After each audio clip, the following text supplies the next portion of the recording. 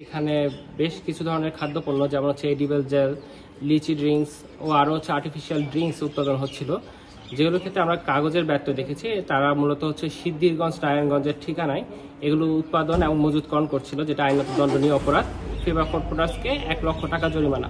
খাদ্য আইনের 39 ধারা অনুযায়ী যেহেতু তার যথাযথ নিবন্ধন ছাড়া এই কার্যক্রমটি করেছে, এই ক্ষেত্রে এই সাজাটা ঘোষণা করা হয়েছে।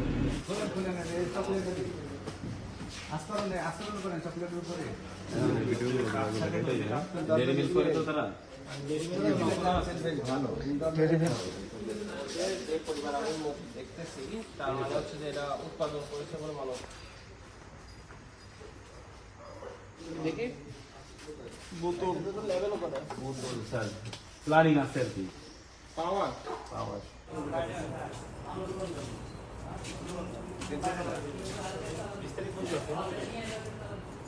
এই আপনার স্যার 400 লিটারের মাল বানাই আমরা। যত লিটার বানান, 10,000 লিটার বানান, এটা দেওয়া দরকার কি? আপনি তো স্যাম্পলই পাঠাবেন। এই তারিখ উৎপাদন করছে, এটা দিয়ে রাখছে। এই তারিখ উৎপাদন করছে, এটা তো আপনার রেজিস্টারের মধ্যে থাকবে। এই প্রোডাক্টের গায়ে কেন থাকবে? প্রোডাক্টের গায়ে তো থাকার কথা না। এটা যদি এখন কোনো কারণে ধরেন আপনার কোনো এক কর্মী এটা একটা নিয়ে গেল, হিসাবের কাছ থেকে এখান থেকে একটা নিয়ে গেল, সে দোকানে বিক্রি করলো, দোকানদার এটা আবার বিক্রি করলো, ঠিক আছে? তাহলে দোকানদার দেখবে কি এখানে উপরে এটা দেখবে, আবার কাস্টমার দেখতেছে এটা, এটা মানুষের সাথে প্রতারণা না সরাসরি। সেই সুযোগটা আপনারা কেন দিবেন? অর্থাৎ অর্থদণ্ড প্লাস জেল দুইটারই ব্যবস্থা আছে। অতিরিক্ত পরিমাণ খাদ্য সংযোজন দ্রব্য ব্যবহার করলে আরো 1 থেকে 3 বছর কারাদণ্ড বা 3 থেকে 6 লক্ষ টাকা অর্থদণ্ড হতে পারে। মিনিমামটা ধরেন 3-3-6। আচ্ছা, 3-3-6 ধরলাম, আর কারাদণ্ডের ক্ষেত্রে 1-2 বছর। এরপরে আপনি লেভেলে কোনো মিথ্যা তথ্য, আমরা কিছুক্ষণ আগে দেখলাম আপনার ডেট কিন্তু ভিন্ন আছে। একই সাথে হচ্ছে যে ওইখানের গায়ে আলাদা করে আপনার যে দেওয়া দরকার উৎপাদনকারী প্রতিষ্ঠানের নাম, উৎপাদন তারিখ, মেয়াদের তারিখ, কোনো কিছুই নাই এখানে। আমরা বাংলাদেশ নিরাপদ খাদ্য কর্তৃপক্ষ এবং জেলা প্রশাসন শরীয়তপুর আজকে যৌথভাবে ভেদরগঞ্জ উপজেলার আশিনগরের এই ফিবা ফুড প্রোডাক্টস অ্যান্ড বেভারেজ কারখানায় এসেছি।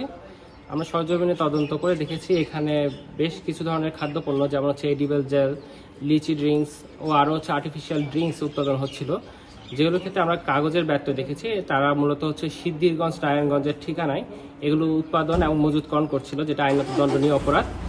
একই সাথে হচ্ছে তাদের কিছু আমরা বিভিন্ন ধরনের রং পেয়েছি বা ফ্লেভার পেয়েছি, যেগুলো হচ্ছে কোনো ধরনের অনুমোদন নেই এবং উৎপাদনকারী প্রতিষ্ঠান কিংবা ইম্পোর্টারের কথা কোনো কিছুই উল্লেখ ছিল না। এই মর্মে আমরা ধরে নিয়েছি এগুলো হচ্ছে যে অবৈধ পণ্য এবং এগুলো খাদ্য উপযোগী নয়। এবং এই ক্ষেত্রে আমাদের বিজ্ঞ ম্যাজিস্ট্রেট আছেন এখানে, তিনি ঘোষণা দিয়েছেন ওই ফেবার ফুড প্রোডাক্টসকে 1 লক্ষ টাকা জরিমানা। খাদ্য আইনের 39 ধারা অনুযায়ী যেহেতু তার যথাযথ নিবন্ধন ছাড়া এই কার্যক্রমটি করেছে, এই ক্ষেত্রে এই সাজাটা ঘোষণা করা হয়েছে। পবিত্র রমজানে এভাবেই আপন হয়ে উঠুক সবাই ইসপির আপন করা স্বাদে। ইসপি আপন করা স্বাদ। এডিবল জেল বা আর্টিফিশিয়াল যেসব ড্রিঙ্ক আছে, এগুলো যদি বাচ্চারা দীর্ঘদিন ধরে খেয়ে থাকে তাহলে তাদের কিডনির বিভিন্ন ধরনের অসুখ হতে পারে। এবং এগুলো যেহেতু হচ্ছে বিভিন্ন ধরনের অনিবন্ধিত রং বা ফ্লেভার দ্বারা তৈরি করা হচ্ছে, তা সেক্ষেত্রে তাদের মধ্যে ক্যান্সারও হতে পারে। এবং ক্যান্সারের কারণ আপনারা সবাই জানেন, ক্যান্সার হলে কিন্তু বাচ্চারা মারাও যেতে পারে। অর্থাৎ আমাদের জনস্বাস্থ্যের জন্য মারাত্মক হুমকি স্বরূপ এগুলো। অবশ্যই আমাদের এই ধরনের অভিযান আমাদের পুরো শরীরপুর জেলাব্যাপী অব্যাহত আছে এবং আমরা আগামী দিনেও এই অভিযানগুলো চলমান রাখবো। আমরা যে কোনো ধরনের ভেজাল খাদ্য বিরোধী তথ্য পেলে সঙ্গে সঙ্গে আমরা এই ধরনের অভিযান করি এবং সংশ্লিষ্ট কর্তৃপক্ষকে যথাযথ প্রমাণ সাপেক্ষে আমরা আইনানুগ ব্যবস্থা গ্রহণ করি।